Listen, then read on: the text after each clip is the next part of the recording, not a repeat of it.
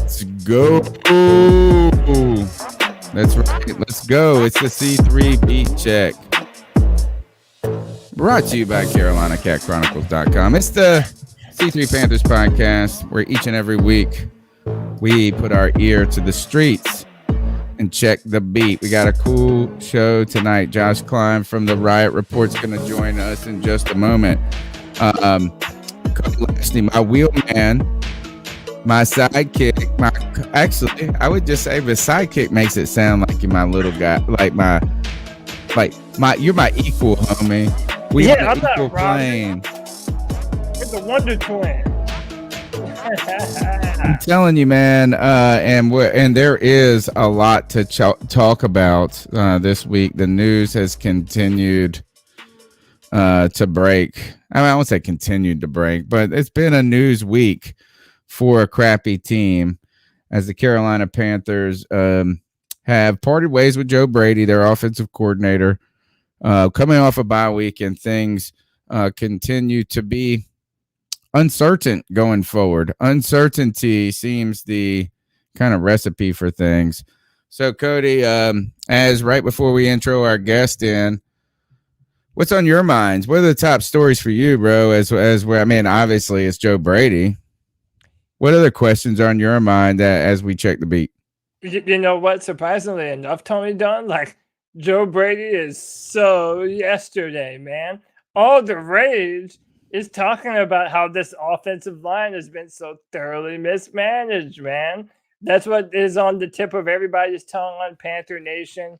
You know, a lot of people think Brady Christianson has been given the short end of the stick. If you get my drift.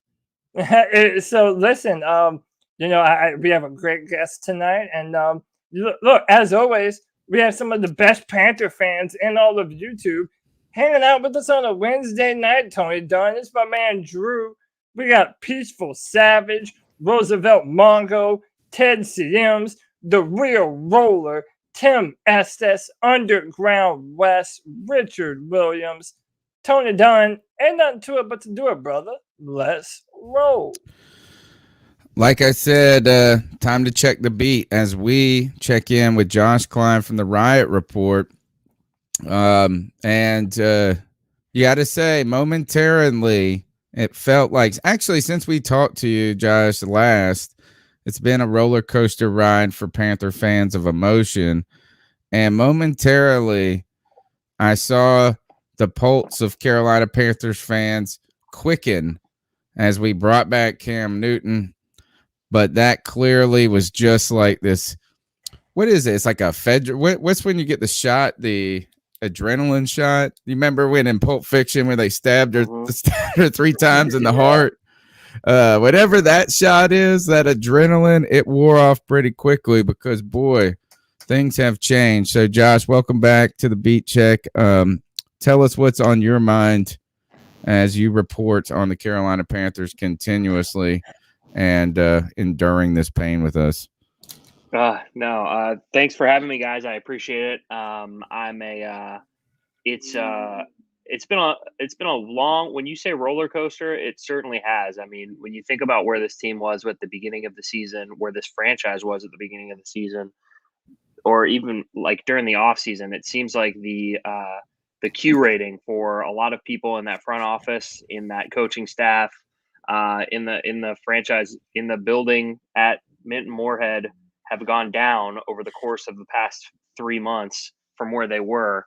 It seemed like this team was certainly, I think most people that looked at the Panthers during the offseason of 2021 thought that they were heading in the right direction, and now I think a lot, I don't know that I have my finger quite on the pulse of the fan base, maybe as much as you guys do, but it feels like most people feel like they're going in the wrong direction now, right? Or at least I think for me, it's less about going in the wrong direction or the right direction. It's just that I don't know what direction they're going in.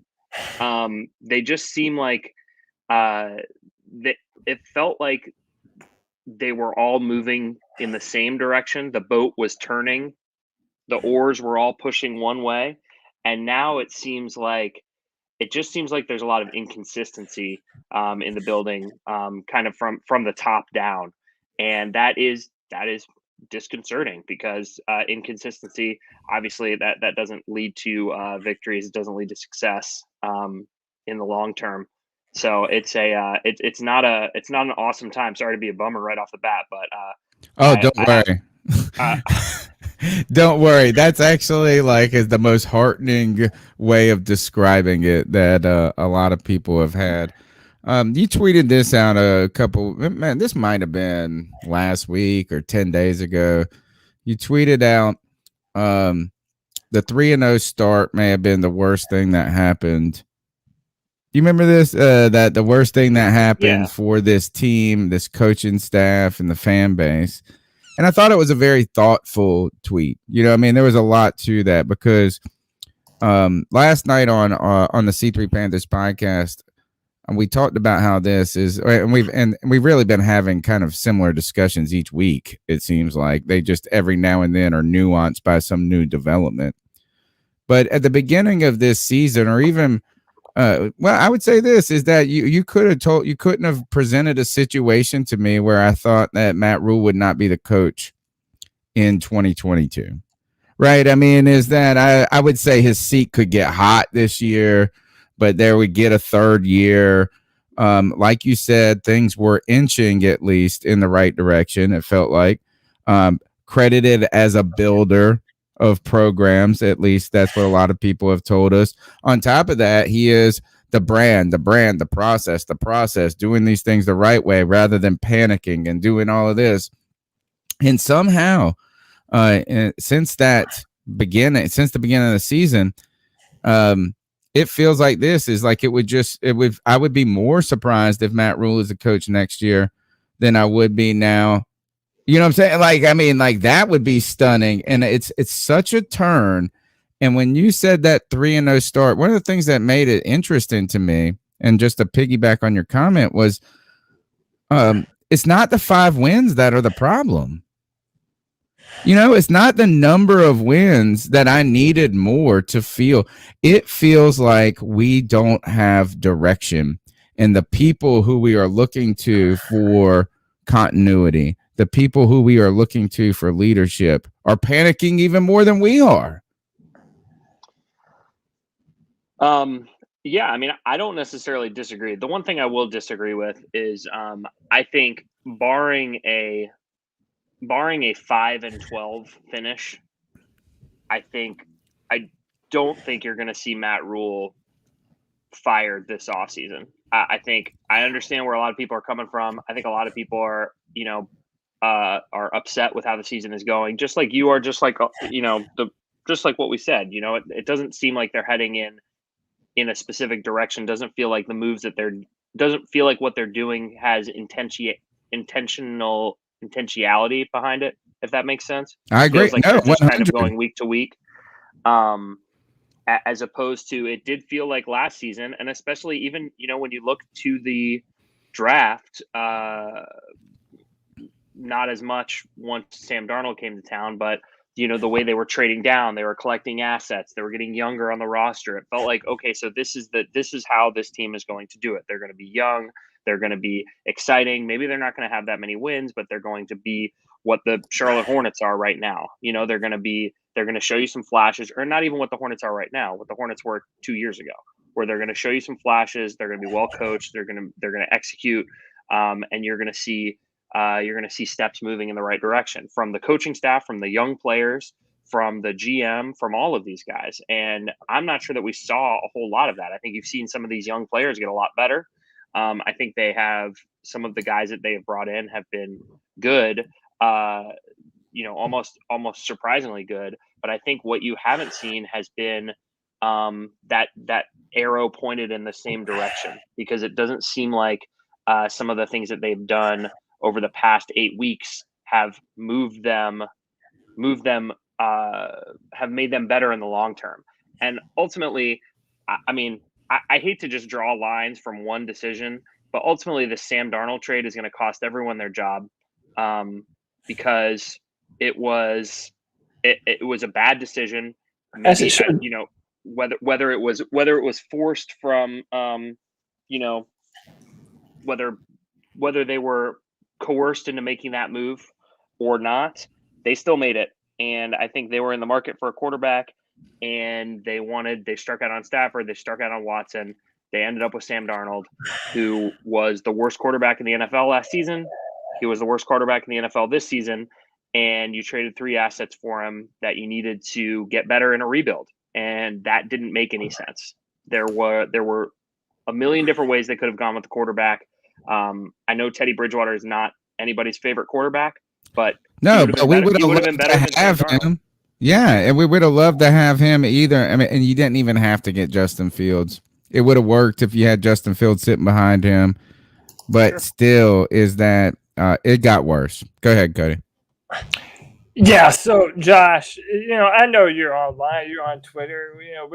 We've gone back and forth a time or two. So, I know that whenever you do get the opportunity to ask questions, you have an idea of what the fans want to know and what they're talking about.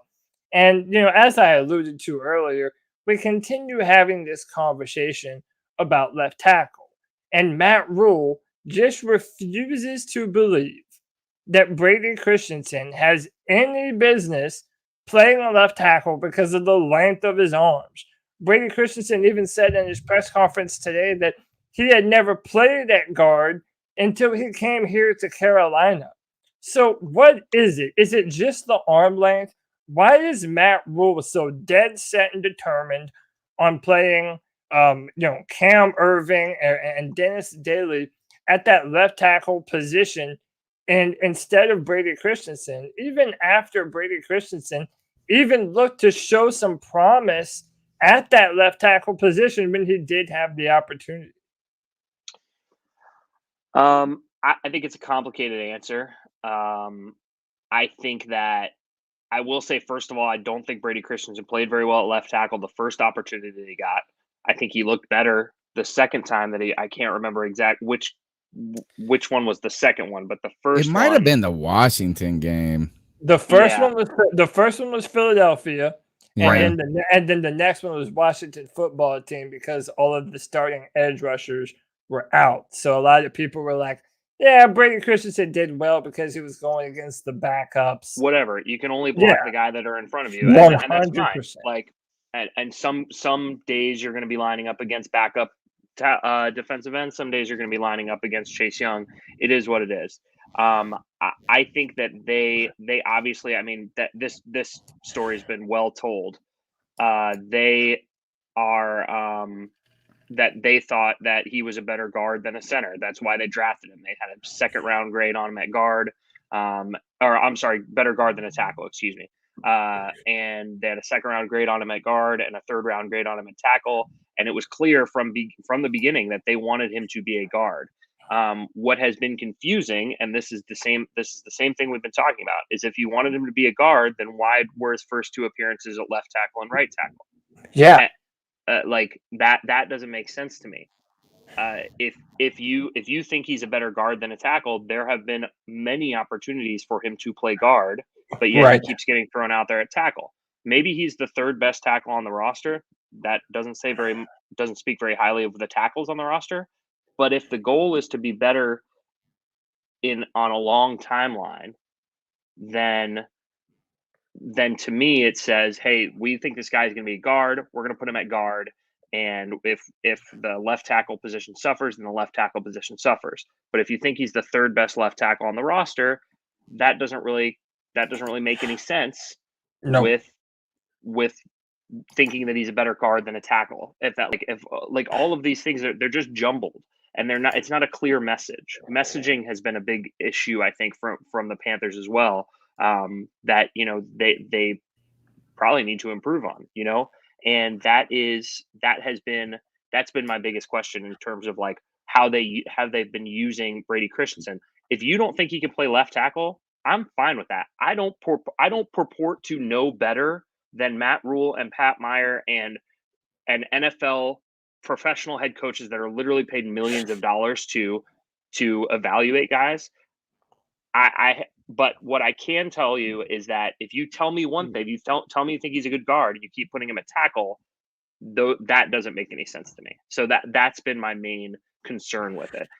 If they obviously they think that you need long arms. Matt Rhule was talking today about how when you can get when there's that much separation between the end and he has that much time to get head of steam rushing at you. I get it. You talk to guards, you talk to tackles, you can understand why you like the idea of having them have long arms. And let's be honest, I get it. He was very good at tackle, at left tackle at BYU, but BYU, their opponents are not NFL defensive ends. Like they're just not. So I understand if you don't want to play him at left tackle, but I don't understand the way they've gone about it over the course of the season. He may very well be right. He may, Matt Rhule may very well be right, but it seems like he's trying to prove this to us at a time that it's unnecessary, right? And what I mean by that is like he may have short arms, but the guy beside you has a broken neck. Cam Irvin can't even play. Like we have nobody. On top of that is it seems like he's trying to win today. And I don't know. I like why wouldn't you be working on player development a little bit? And I agree with you. Is this if you believe he's a guard, then give him some. Let's see him at guard. My question for you is this: are you surprised how fickle Matt Rhule is? And I'll give you some examples about this. I don't know. Last season I thought, man, all I wanted to see from this coaching staff coming from college is that they weren't in over their head. And I thought I saw that. I am not one of those people that goes, oh man, we could have called a timeout there and saved 4 seconds. You know what I mean? Like, is that we all make errors, but I thought the team looked decently put together last year. I thought that nobody looked completely out of sorts. I didn't think any game plan looked like ridiculous. I didn't think that, but this year has been for lack of a better word, a shit show at every level. Whether it be special teams having too many or not enough people on, right? I mean, like all these small things. But what I think is that's so surprising to me is that Matt Rhule feels very reactionary. Week 1, we come out there and rush Christian McCaffrey 33 touches, and the media goes, oh, are you going to do this to Christian McCaffrey each week? And then the next week, it's like a force cycle of putting Chuba Hubbard and these other guys in. And then he reacts to the headlines, I feel like, as more than anyone. Are you surprised that he's not more steady the course? Because I remember Ron Rivera would not have. He wouldn't have done. He wouldn't have given a shit what we thought. Yeah. Ron's going to do what Ron's going to do. That's right. Whether that's a I think sometimes it's a pot when it's working, it's positive. When it's bad, it's negative. I think that I don't know. I mean, to me, somebody that is so focused in on the process and the brand and doing the same thing every day, it is surprising to me that all of these changes seem to get made on a weekly basis. Right, and if we're being honest, right up to Joe Brady being fired. Yes. Sunday. To me, if you are a team that is aiming to be better on a long timeline, firing your offensive coordinator with 5 games left in the year, like I'm not sure what that does. Is the point because his game plans were so bad that Jeff Nixon is now going to put you in a better position to win over the last 5 games? If that's the case, then isn't he a young coach that you can improve? Because Joe Brady is, the youngest offensive coordinator in the league, was brought in as somebody who had never really had this kind of responsibility in the NFL. And if you want to be a coach and a leader, it seems like personally, I would rather see them try to improve him.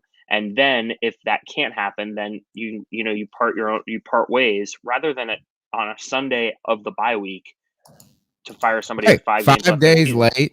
It doesn't 4 or 5 days late. Again, it just doesn't make sense. It just doesn't.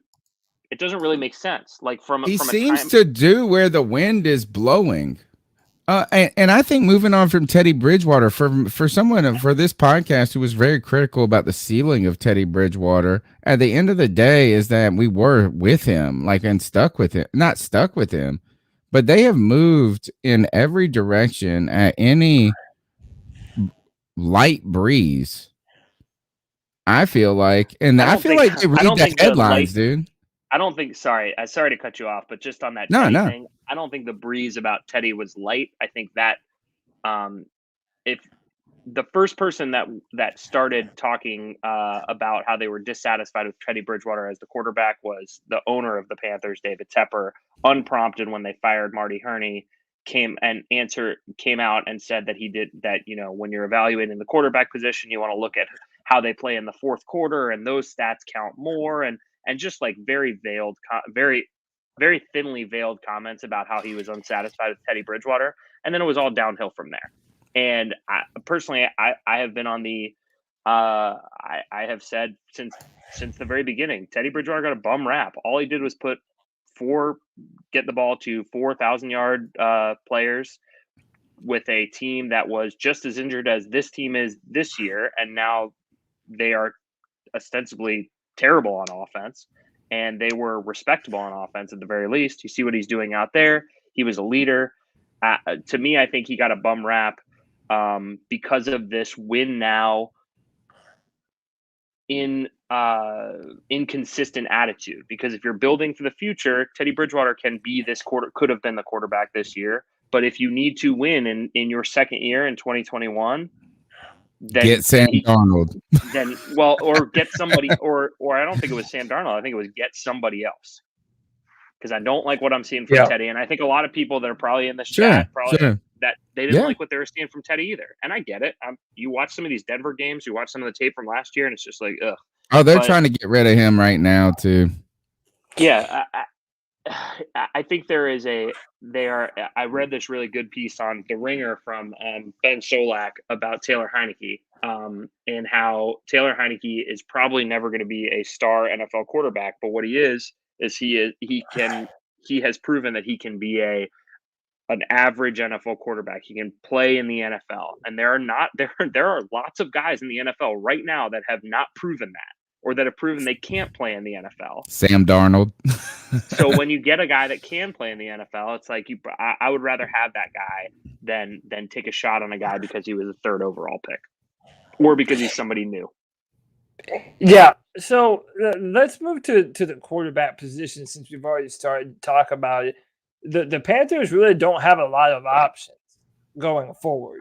I mean, I was saying this last night on the podcast. Panther fans are essentially hoping that no matter how our record ends up looking this season, you hope that you can see some sign of life from Cam Newton in these next 5 games, so that way there would be some incentive to want to sign him to at least a 1 or 2 year deal. And the reason I said that was because what other avenues do the Panthers have to go down to get another quarterback on the roster? You have to hope that there's one that you like in the draft that you'd be able and willing to spend your top 10 pick on. Even then, you don't have a second and third round pick, so it's not like you can really build in the draft around that quarterback. Well, what is the answer at the quarterback position going forward? And let me ask you this even. Did you foresee a scenario where they let Cam Newton walk after this year, and because Sam Darnold is on the hook for $18 million next year, they're just going to roll ahead, try and build up the O-line, and potentially give Sam another chance next year? What's the future looking like at the quarterback position? If you don't get that asshole off the screen, damn it. He's been trolling me with Minshew forever, and I will not stand for it. ECU, dude. Baby. ECU. He played here for a minute. Would have been better than you could have had him for free this offseason. Hey, okay, so a lot of stuff in that question. I think that, isn't it weird that we're now like 3 years later and the option again seems to probably be the best option going forward is just to keep Cam for another year. Like even though, I think and I will eat crow. I know a lot of people killed me. I never thought he would be back. I never Me thought either. that. Me either. I never thought, like, literally right up until the day that he signed. I went on Mac and T-Bone show and was like, he's not coming, guys. I'm sorry. It would be a great story. I would love it if he did, but he's not coming. And then lo and behold, here he is. I thought that, you know, the way that just men and the NFL work, I just did not think that this marriage would come back together. But you know what? Here we are, and I'm very glad that he did, because it kind of resurrected the fan base, gave people a reason to care, to watch. If you're a Panthers fan, if you have any sort of connection with the Panthers, and you didn't get at least a little bit emotional when he, you know, screamed "I'm back" into the camera, I texted my wife. My wife was like, "Did you see that?" And I was like, yeah. I was like, I'm Came in my emotional. pants. Like, it's hard not to, you know. Now, all that being said, I think there's a really good chance they let him walk again this year, and I think that it will just divide and murder the fan base just the way that it did the first time. You know, I think there are a lot of people that it does not matter what Cam plays like over the last 5 games. They want him to come back, and I get that. I get that idea. You know, he's the best player in the history of the franchise, certainly the most iconic, the most famous, a lot of people's favorite player of all time. I get it. I don't think Sam Darnold will be the starting quarterback next year. You can cue the applause. I'm sure the chat's going crazy. This team has made it. Imagine very if clear. it was. Imagine this. Imagine if it was. Imagine if And it then was. like we walked out there and we saw Sam Darnold and Matt Rhule together to start the season. I don't even know how I do this podcast. And Cam is the backup. How do you like that? Don't say that, man. We'll never invite you back. Oh man, we would get more views than ever. Mm-hmm. Anger views. So much Yeah. anger. Yeah. Oh, totally. Hey, whatever. Anger clicks. They work. Lord knows. So I think that when you talk about, I think this team has proven over the course of the last 2 years. First of all, some of the things they do, I not only never expect, but I don't really understand. Like, this team they don't care about sunk costs, which is weird. They were just like, Teddy Bridgewater, we signed him to this big deal. It would make a ton of sense just to keep him for another year. Let's get rid of him. Denzel Perriman, we signed this guy to whatever, 2 years, $6 million. And then halfway through camp, he's too small. He's not vaccinated. Get him out of here. We'll pay half of his salary. Like, they're not scared to make these moves, which doesn't really like. It kind of seemed like it's one of those things where if it works, if this team is 8-4 or even 7-5, I think a lot of people are like, look at this team. They were not scared to abandon ship on guys that they didn't like. They have strong opinions. Whatever, like JC Horn gets hurt. They didn't quit. They go and get Stephon Gilmore. Ron Rivera and the team would have moved on. Like, would have just that. Yeah, now the answer would have been on the roster. I mean, this team has never, like, the answer being on the roster. That's why when people are like, they would say, oh, we should trade for Stephon Gilmore. It's like, no, they're not going to trade for Stephon Gilmore. And then it's like, oh, now you cannot take anything off the table. That was my mistake. And I think the Cam Newton signing will be the last thing that I will take off the table, because I think now you just don't, with Matt Rhule and David Tepper, they clearly are going to do whatever they think is best to try and win games. Now, whether it's going to work, and whether it's going to help them in the long run, the organization, are different questions. But they are going to do, like, they obviously they wanted to win. And so they said, who is a quarterback that we can go out there and get that will help us win? And Cam Newton was the answer. So they went out and got Cam Newton. It is unusual to me that a team that seems to be focused in on, getting better and having sustained excellence, the phrase that David Tepper used so many times when they were looking for a coach, is so interested in winning right now. Yeah. Let me, I have another question I want to jump in here with. Thinking about this game coming up here with the Atlanta Falcons, we're 5-7, as are the New Orleans Saints, as are the Atlanta Falcons. Today, Robbie Anderson even said, when asked about Joe Brady, that he was confused about the timing of the firing because they are still in position to make a playoff push. My question to you is, and again, I know this is personal. I mean, I know you have no way of truly knowing this, but do you think Matt Rhule and the coaches here in Carolina have any faith that this team can actually make an appearance in the playoffs this year? Or are they just kind of biding times or biding their time until they're able to get to the end of this season, take another, off season to try and rebuild this thing to do it again? Like, is there any hope that this coaching staff can actually right the ship and turn it around with now a brand new offensive coordinator calling plays? I think I can answer that.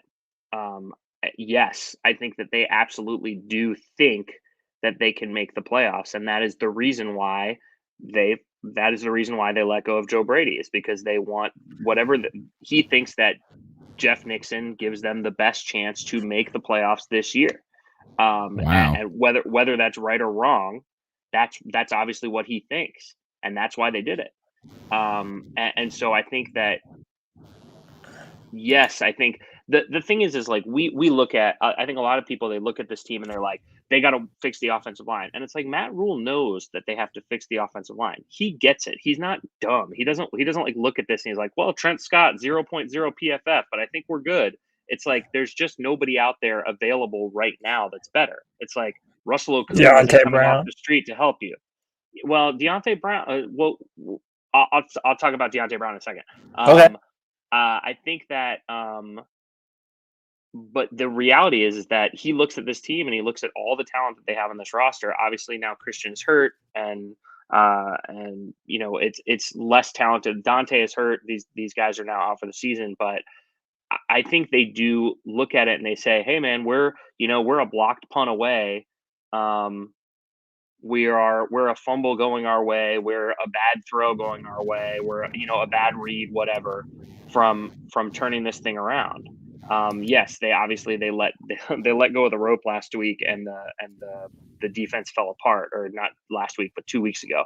But that was also after they were in the game at halftime. So I think when you look at this team, I think Matt Rhule for sure thinks that they can make the playoffs. Whether that's a good way to build your franchise, to try and say, instead of, hey, we could be better next year because we're still building, to say, rather than Rome wasn't built in a day, it's like, well, we've been building for like 12 hours, so it's done. And I think that it's just confusing messages. That's my thing. It just seems like that these two things go at odds of each other, but they can still be true, if that makes sense. I would be okay with that response if I got more of that sense from Matt Rhule. Is that like he seems the least confident person, though. Like, while he's doing these things that are trying to win now, I don't feel any. I feel like the leadership is lacking, and maybe when I say leadership, I don't know what I actually technically mean by that. Look, Ron Rivera never got shook. I tell you this, is that's why his teams win in November and December.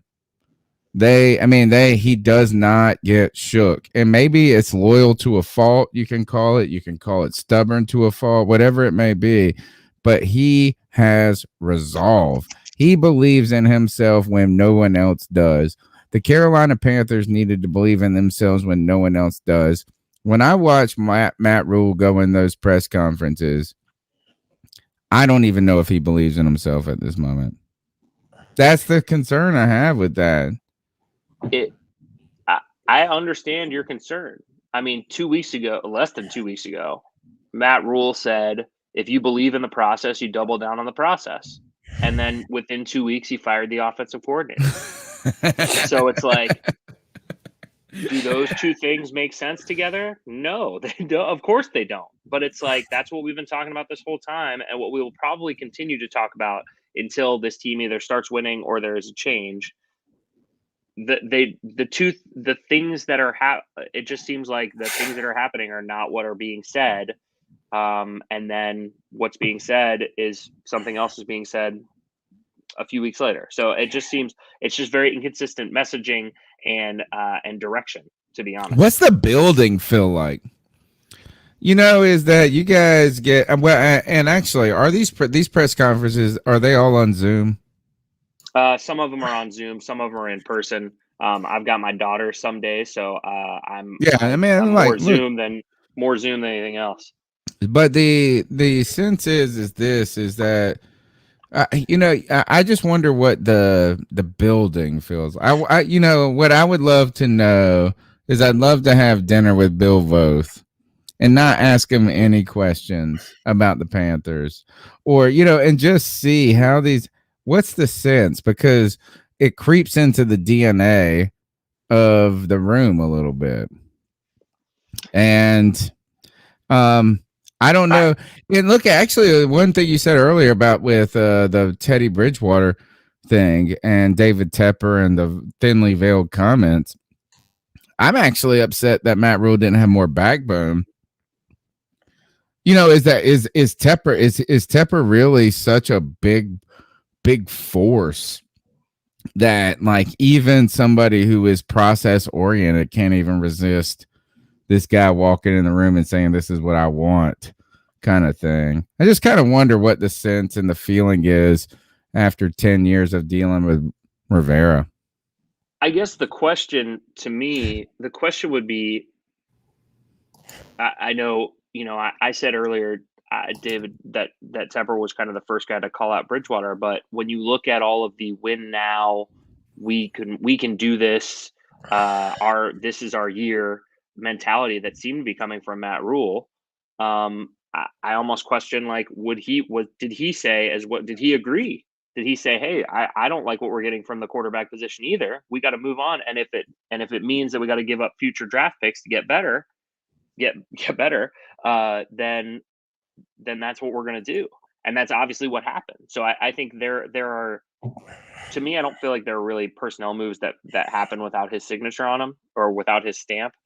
And I think that, that feeling is, so you asked about inside the building. I think that this is really one of those situations where the COVID protocols are really hurting the reporting that's able to be done, because so much of the stuff is on Zoom, because you don't get access to the locker room. So, like, perfect example, I know it's not the Panthers, but like the Bills players, that the reporter asked, kind of an asshole question, but at the same time, like, it's a legitimate question. Like, I thought so too. I thought it was a good question. Phrased it differently, but I think it's a fine question to ask someone that just had their ass handed to them on the ground.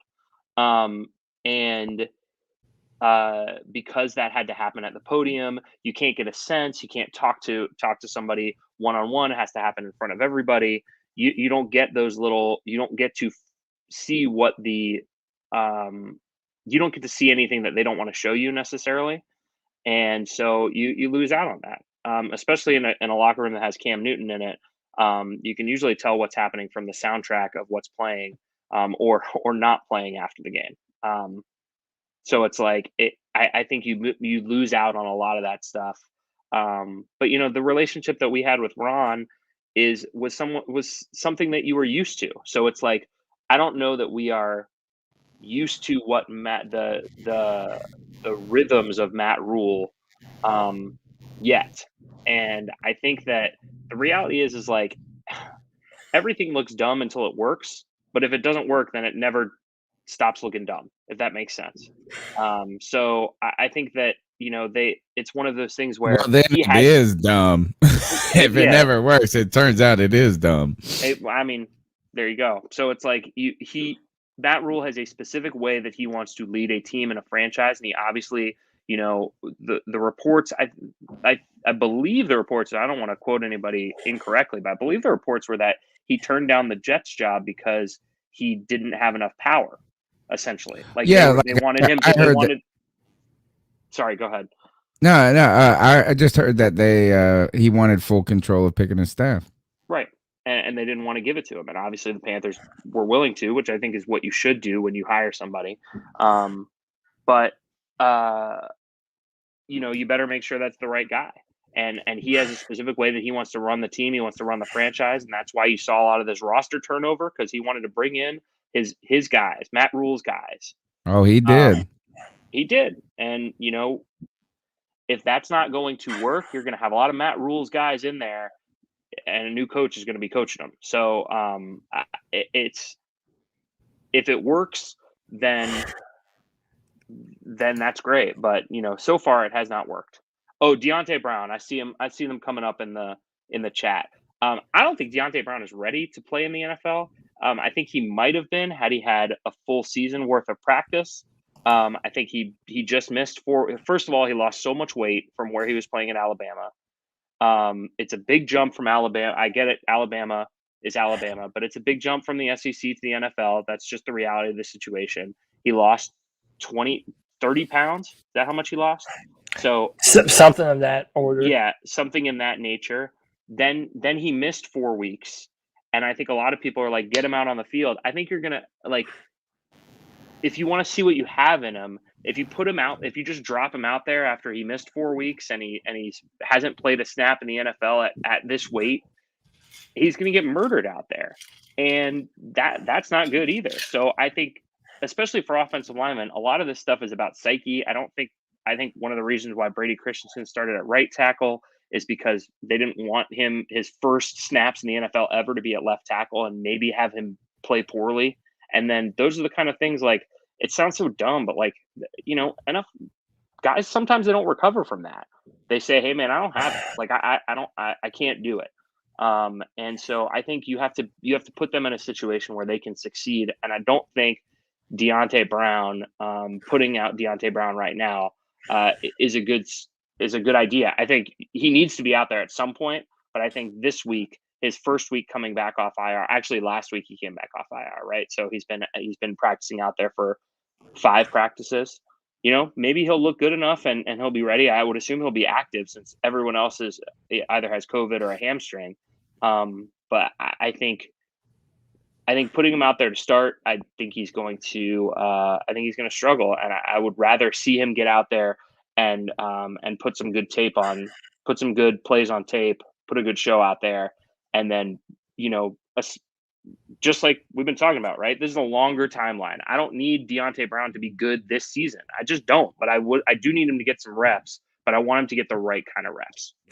Yeah, well, I mean that's been my criticism of Matt Rhule seemingly this entire year, is that you have these 2 young rookie players, and now by not giving them meaningful playing time, and your point is well made about Deontay Brown, but I guess even more so earlier in the season with Deontay Brown, but also throughout the entirety of the season with Brady Christianson, it's going into next season, we really don't know how many offensive linemen we need to upgrade in order to be a competent football team next year. Because in not playing Christensen and Brown, it's almost like we've kicked the can down the road on the evaluation process.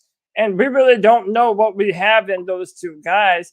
And you're hoping that next year you're going to be able to fit them in and that they're going to be ready to play an NFL schedule. But they didn't get the reps and the time to do it this year. So all of those rookie mistakes that they're afraid of them making, well, now you've just kind of pushed that off onto next year, and you're going to have to essentially you're putting this process on hold and making it even slower. I don't know if I could do what you do, Josh, because I feel like part of my nature is I'm very confrontational, and I feel like I would almost ask questions of Matt Rhule purposely just to piss him off. Like, Matt Rhule, what is it specifically about Brady Christianson's game you don't think equates to being a left tackle in the NFL? Just to see if he would get mad, or just to say, or if he would point blank say, yeah, well, his arms are short. Just completely put it out there for him. I just feel like, I would like to hear someone, and I'm not saying that you don't, But I feel like a lot of times Matt Rhule kind of just says whatever, gives people the coach speak. And he says a lot without actually explaining anything in detail as to why he makes certain decisions, and kind of lets people parse through his own words and kind of piece things together there. I know there's no question there. I apologize for no, it's totally fine. I think he kind of did address that today. I think somebody asked him specifically, like why he can't, like what's the difference between tackle and guard, and that was when he kind of like talked about how, you know, when you're a tackle, you want the longer arm so you get contact with the guy. Guard, everything happens closer in. So you want like barrel chested and strong guys that can, you know, T-Rexes as everybody likes to call them. But I think that, you know, I get it. It's frustrating when, especially when you have, it's all the same. All these answers are the same. I'm sorry, I just keep saying the same thing basically, but it's like all of our questions are the same. No, but it's like if you need the team to win this year, then that's why they can't play Deontay Brown and Brady Christianson. But if the goal is to be better and have sustained excellence, then the goal is to get these guys the reps whenever they need them and however they need them. But if they think, and they do, if their goal is to make the playoffs, they're whatever they are, a game and a half outside the 7 seed, their goal is to make the playoffs or bust. I think playing Deontay Brown doesn't make any sense for if that's your goal, you know, like, so if that's their goal, I would agree with that. I would agree with that if you're also the other guards hadn't just let everybody through like a damn turnstile. I mean, it was like, it'd be one thing if these other guys actually gave you a better chance, but I don't even know if I can believe that at this point. What do you think we'll see out of Cam for the rest of the season? Oh man, a lot of rushing touchdowns. Can I tell you something? When they ran that option on 3rd and 1 with Cam Newton as the quarterback, if he didn't make the decision to fire him right then, like that would have been the moment for me, because it's like, this is the best short yardage weapon in the NFL, and you running an option between Chuba Hubbard and Amir Abdullah doesn't really, and then punting it on 4th down or passing it on 4th down.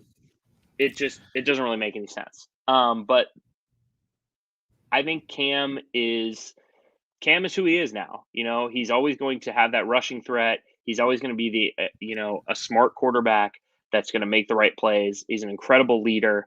He's going to get guys fired up. But ultimately, you know, like he's not the same physical player that he was in 2015 or 2017 even. That's just the reality of the situation. And so he's just a different player now than he was. But that doesn't mean that he can't beat. That doesn't mean, in his words, that he's not one of the 32 best quarterbacks in the NFL, because he certainly is.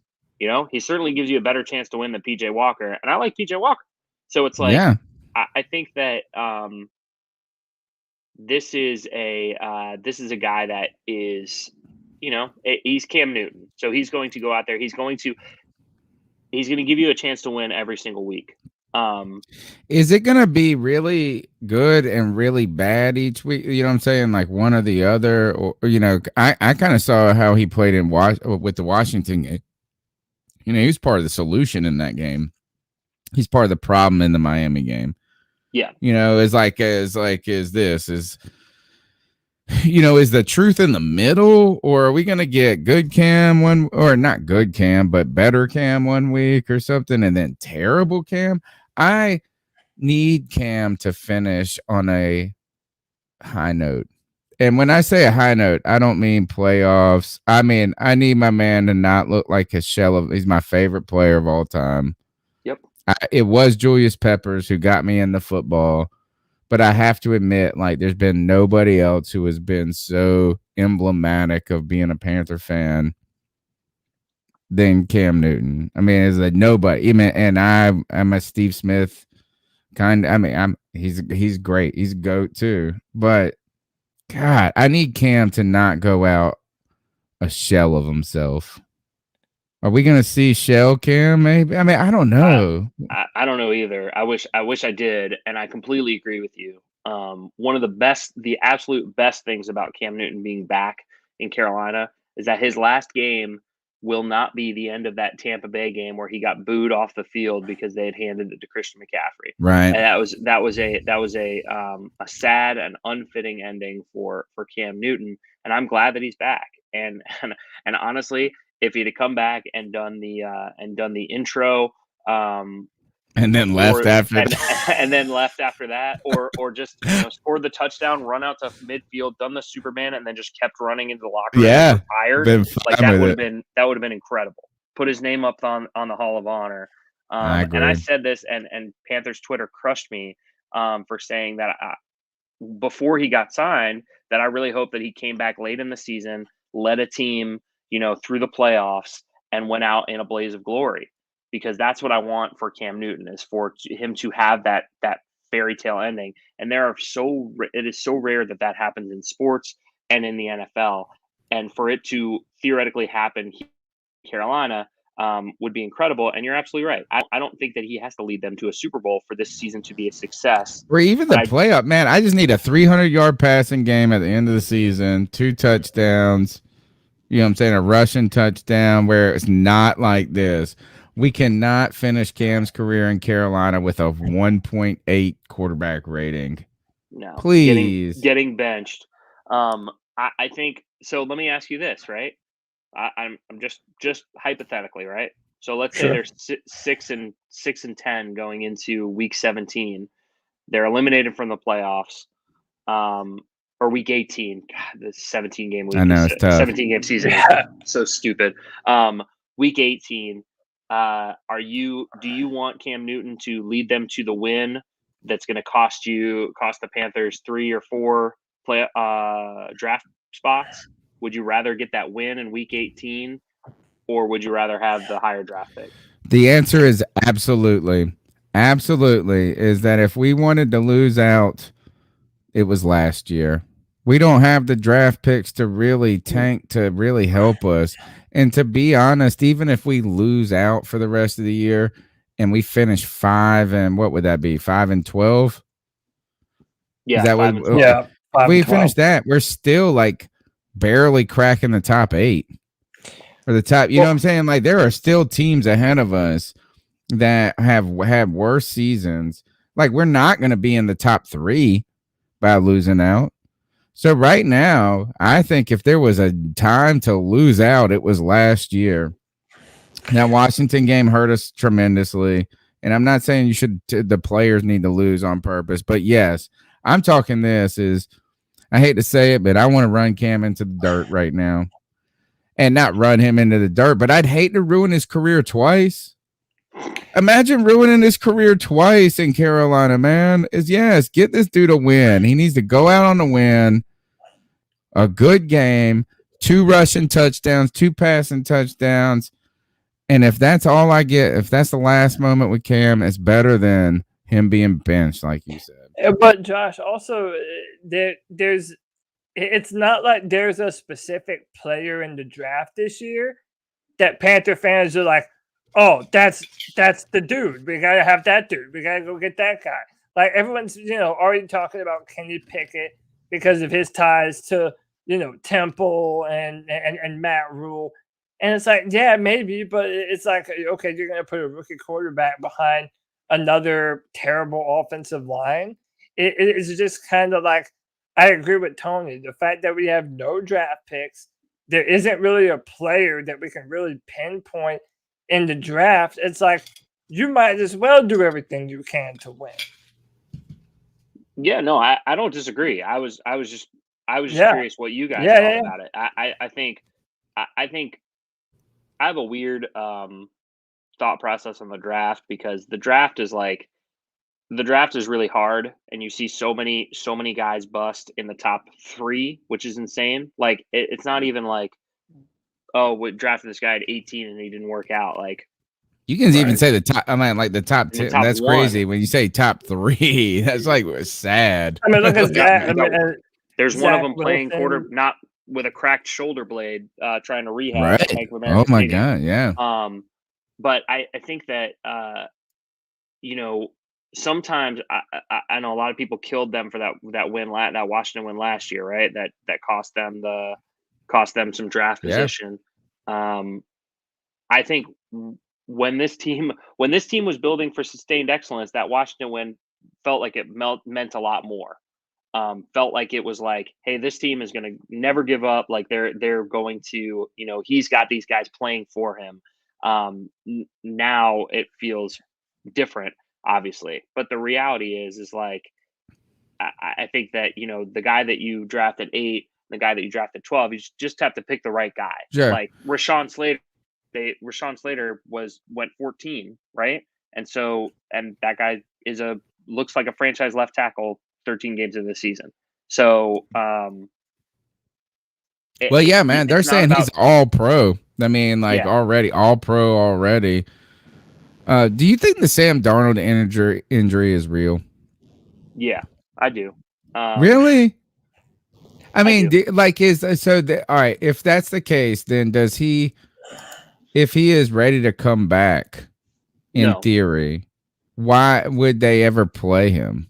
I mean, or would they even give him an honest shot to compete at the end and the stretch for someone who knows if it's real, it feels so convenient that oh man, this team sucks. Sam Darnold was the worst thing ever. Oh, I had to go and let him suffer through this because I benched him last week and then conveniently put the IR. I think and I know this is tinfoil hat, and I believe it, is they said, go in there, Doc, and find something that we can put this dude on IR. Look at that little crack right there. Get out of here. I think if they didn't want to play him, I would think he would have just benched him. I think, and just admit that they were wrong, to the end. I think they're going to admit it this offseason anyway. Like you said, sunk costs. So who can? So I don't think they care. I think he cares less about what we think and more about winning. That's all he cares about, whether it's good or bad, and whether he can or not. That is what Matt Rhule cares about. Is he wants to win on Sunday, and whether he's doing the right thing to get them there to do it is debatable. But that's what he wants to do, and I think Sam Darnold is probably going to come back and probably going to practice at some point this season. I mean, there's still a month left in the season, which is insane. It's December 8th, and they don't play their December 8th. Yeah, December 8th, and they play their Week 18 game in a month from today. Yeah, so I know we could go to New Orleans. We could go to New Orleans. That's not even the last game of the year. Please do. I'll be there. New Year's Eve. Let's go. I know. I'm trying to. It's like what I've been trying to talk my wife into. And by the way, you can tell this what I want to ask David Tepper, all these people is, we can get lower bowl tickets at the dang what is it, the Superdome, for $130 right now, 10 rows up in the end zone. But man, we got to go to Bank of America and sit 27,000 rows up for the same price. Crazy. All right, Cody, let's get the final questions in. Get on out. So, Josh, once again, thanks for your time, man. It's always fun talking to you. You have a great perspective on this football team. My question to you is this: what kind of owner do you think David Tepper is going to be specifically over the course of this offseason? So, for example, do you foresee, either Cam or Sam Darnold being the best options going forward at quarterback? Or do you potentially see, I mean, again, there's a lot of ifs in this equation. Tony knows I have a very specific saying about ifs when you say them too much. But, if, for example, Deshaun Watson, his name pops up again and we're talking about him, being able to play, and for whatever reason, he's able to clear his name in court. If he's on the block, and do you think David Tepper, even in spite of our low draft capital and even our free agency money kind of being in flux as well, did you think David Tepper is going to have that itchy trigger finger again this year, and is he going to be pushing up Scott Fitterer to kind of make a move at quarterback position, be it someone like Watson or Wilson or even Aaron Rodgers? Well, I think that they're going to once again go into the offseason unhappy with where they're at quarterback. And so, judging from their past, they're going to do something about it. Now, maybe they'll learn a lesson from the past 2 years and say, hey, maybe the best bet is just to go forward with the quarterbacks we have on the roster and improve the offensive line, and then we'll try to nail a quarterback in next year's offseason or next year's draft or however they might want to do it. I think I will say this. I don't think they were never really particularly close on Deshaun Watson near the trade deadline. There was a lot of talk, obviously, but I think they were very close to Deshaun Watson before all of the legal stuff happened. I think they were certainly, if they weren't the leader in the clubhouse, they were right there with the leader in the clubhouse. I think they made it clear they were the leader for Matt Stafford until Stafford kind of pushed it aside and said they wanted the deal from LA. So this team is not scared to do what they want to do, whatever they can do to find they realize that quarterback is the most important position in the game, and they want to do whatever they can do to improve that. Sometimes those decisions don't end up working out, obviously, as they did with Sam, as they made a mistake trading for Sam Darnold, but I don't think that mistake is going to keep them from attempting to do it again next year. I think that when you look at like where they're at, where these quarterbacks are, to me, Aaron Rodgers is the one that makes the most sense. I think a pretty clear offseason path is what the Tampa Bay Buccaneers did before the 2019 season, which is you use your 1 first-round pick on a left tackle, you fill in the interior line with guys that maybe could be a little bit better. Maybe you can improve them over the course of the offseason. But the reality is, it's like Pat Elflein is pretty average center. Not a great center, but he could, you put guys around him, he could be an okay center. Maybe they obviously think Brady Christianson can play guard. So now you're drafting a left tackle, you're filling one position up front, bring back Hassan Reddick. Maybe now you have J.C. Horn, A.J. Bouye, and C.J. Henderson at corner. You've got this elite defense that was the number 2 defense for the first half of the year before they kind of lost control of the rope a little bit. And you say to Aaron Rodgers or to Russell Wilson or to insert your all-pro quarterback here and say, hey, look at this team that we have around. You have DJ Moore. Christian McCaffrey's going to be back next year. There's too much money on the table. Or maybe it takes Christian to get him to make that trade happen. Okay, like if that's the case, then that's the case. But you look at how much talent this team could have, that and it sounds so dumb because these are the two most important things in the NFL. If they can get the offensive line figured out and the quarterback figured out, that they can compete with anybody in the league. I know that sounds super rosy, especially from where I was at the beginning, but maybe I'm just feeling a little bit positive. But it's like, I would love to know what you're drinking. I would love to see that. I would love to see them.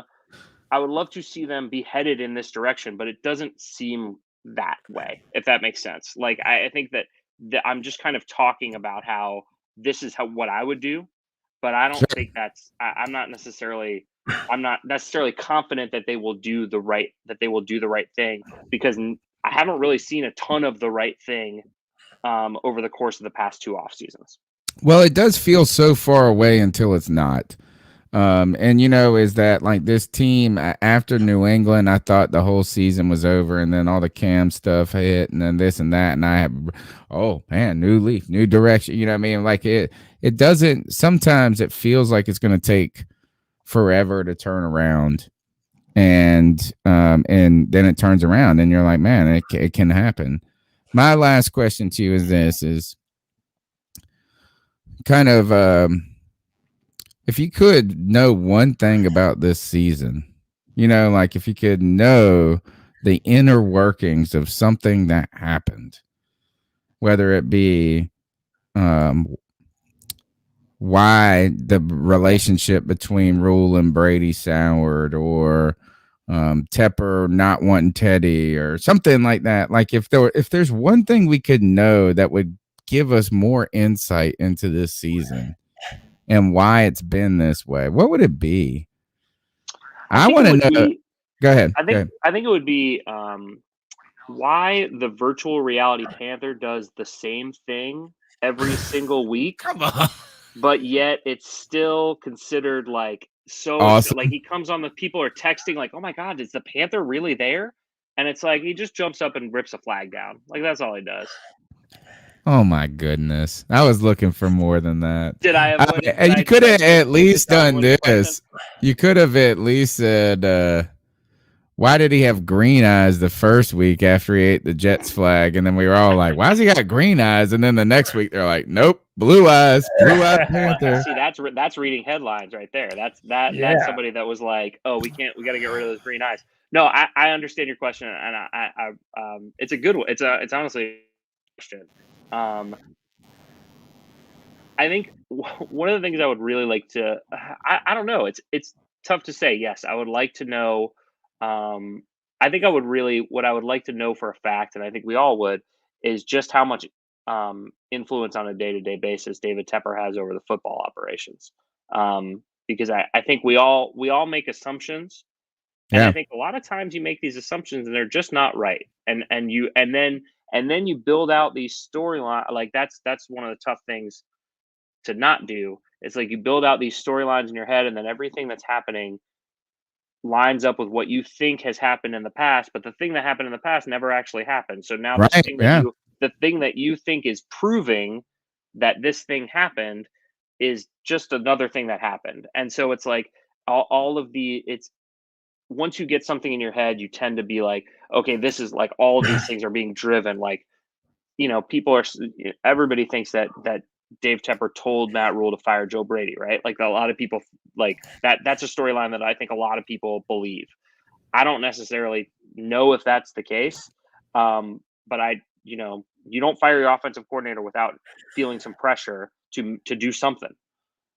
So whether that was audible pressure, whether that was just a feeling pressure, whether it was just kind of like personal pressure. Right. Yeah. Are you perceiving pressure? One of the things that I work at a community college, and sometimes I feel like our own department puts pressure on us that we think what the administration is going to want. And they haven't even told us these things yet, but we're kind of like anticipating the pressure. I want to know if Joe Brady was Matt Rhule's guy. Because there's been a group of people that tell me that Tepper paired Joe Brady with Matt Rhule.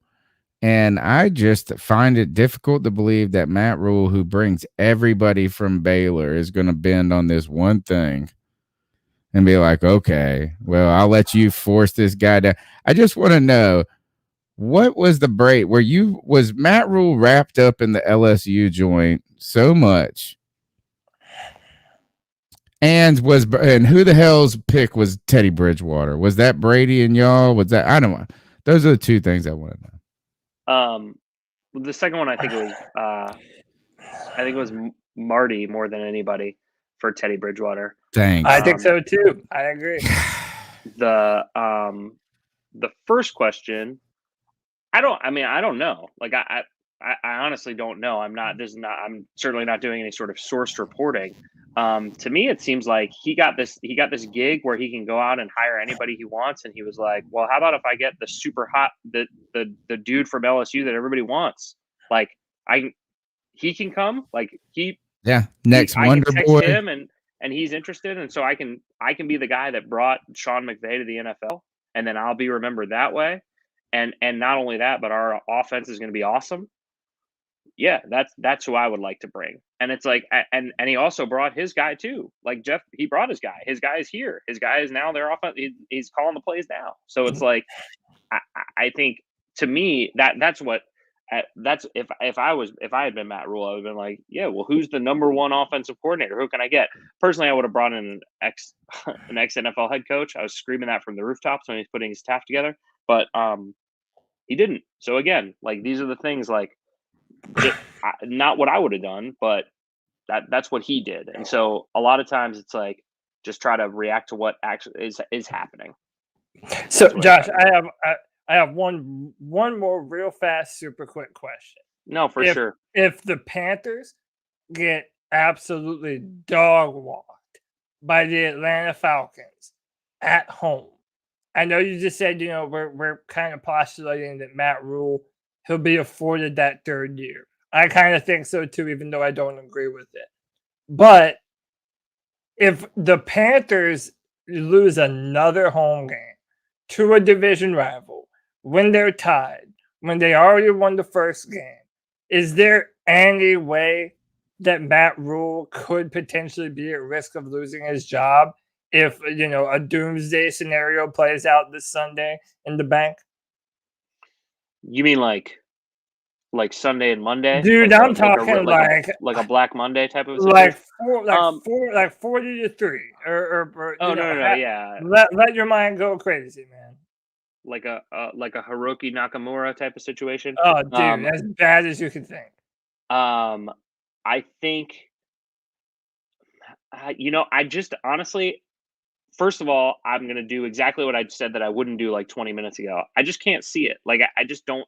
I don't think that you bring a guy in that has a reputation for building programs, and every single time, I mean, it's like it's a script, right? It's like the third year they're okay the first year, they're better the second year, and then the third year they're good. Like it has happened in the last two spots he's been, and whether it can translate to the NFL, who knows? But like they do still make this jump.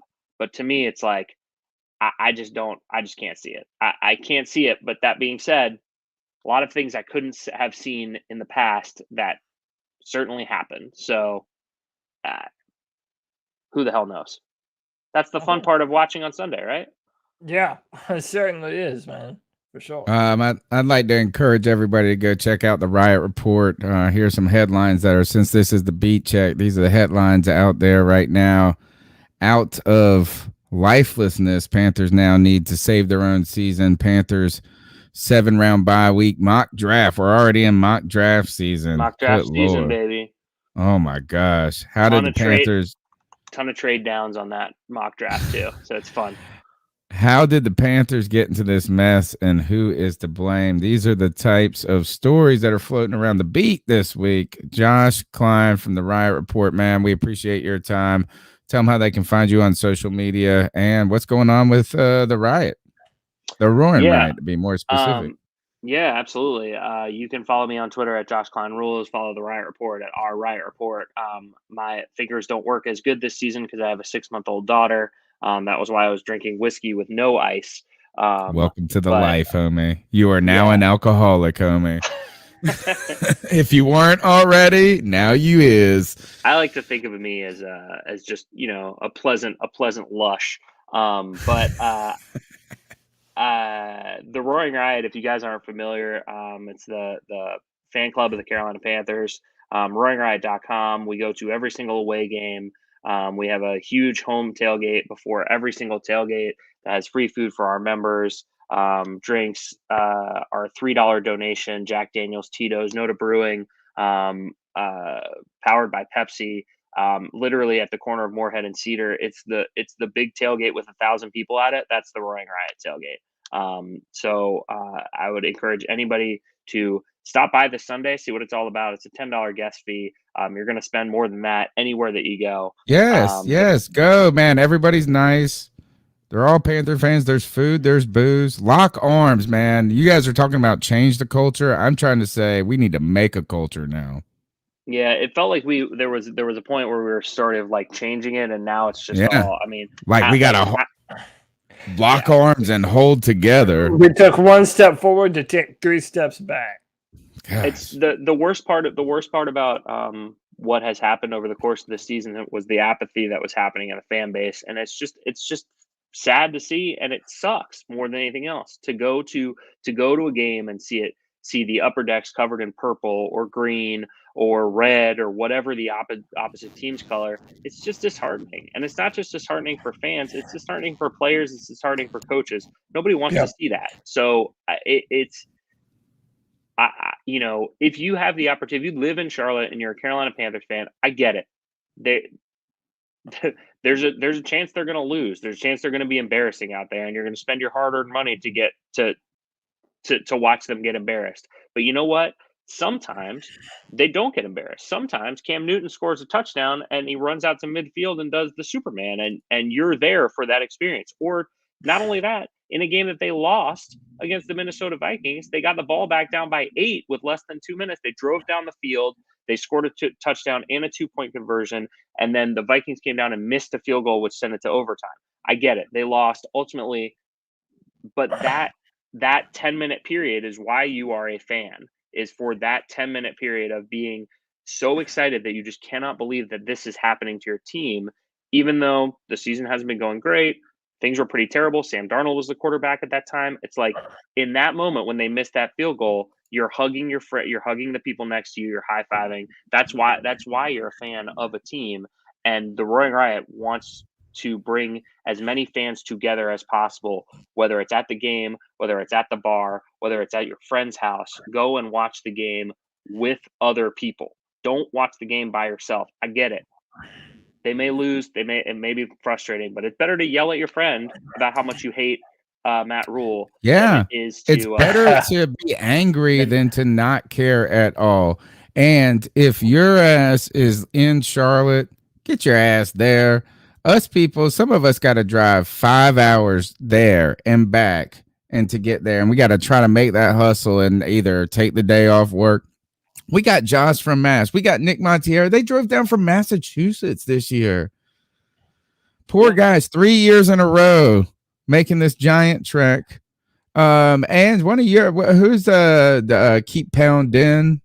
Yeah, he came from Massachusetts too. He brought the whole band down, Dalton and the Sheriffs. It was great. Yeah, I mean, and these guys, they make that trek, and I know they can't make it every week. But if your butt is in Charlotte, get down there. Hell, even just go damn tailgate at the stadium. Who cares?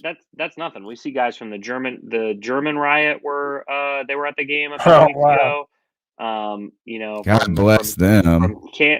Paul's coming down from Canada. Like people are making treks to see this team even at 5-7. So I think if you live in Charlotte, come down again. Just like Tony said, come to the tailgate. You don't have to go to the game. Come and have a bunch of beers and then go watch the game at a bar. I get it. You don't want to spend $100 on a ticket? Totally, for sure. Like, although I don't think on Sunday you're gonna have to pay $100. But don't get, if you're a man. The worst thing is not caring. That's the worst thing. Is don't be a soccer fan. I mean, and when I say that, it's like you can be a soccer fan, but like don't change sports, folks. We'll get through this. We'll get through. Well, you can be a Hornets fan too. I mean, like, go to that. You should like both, but the reality is like, I would imagine anybody that's watching C3 and that's one of your great listeners and viewers, like they're fans. Like you're not like it's not like, hey, did the Panthers play yesterday? Like that's not happening. I know we care about practice squad players, bro. Like these people in the chat, they tell us, they be hitting us up and they'll be like, "You see this move?" I'll be like, "Nah, man, I was asleep." And listen, we've built a really cool community here with the C3 Panthers podcast, and we always say it like this: we do a post game show, and we're the therapy session. We're your Panthers therapy session, but you get to come and vent after this team inevitably disappoints you for, going on 4 hours. You might have more fun here than you did watching the football game. And I'm sure that's true of those tailgates that you guys do too. It's one of those things. If you are, how long have you been married, Josh? Great question. Oh boy. 7 years. Too long, Josh. 7 years. The thing is that marriages go through their ups and downs. But the scary part is when you don't fight anymore. And what I mean by that is like if there's no passion at all, then you got to worry. Yeah, absolutely. It's like it's better for y'all, like, and not y'all too, but like is that fans? It's okay. We'll get through this. Just stick with us, folks. Just stick with us. We got to stick with them because it will be sweeter. It will be sweeter when it turns around. All right, Josh Klein, the Riot Report. That's the C3 Beat Check, man. Thank you for your time tonight. We're so generous with it. Maybe you go rub a little whiskey on those gums of that little baby. That's what my mama said she used to do. My shift goes until midnight. We split the night up, so I've got another hour and a half to keep my ear out, and then my wife takes the tough part. But she's got help to put her back to sleep. I have to. Yeah, you don't have boobs. Yeah, exactly. I don't have the artillery to go in there. I don't have the weapons. You're not packing heat. Not the necessary kind. Fantastic stuff tonight. Thanks, guys. Cody, take us out of here, man. Until next time, Panther fans, keep pounding.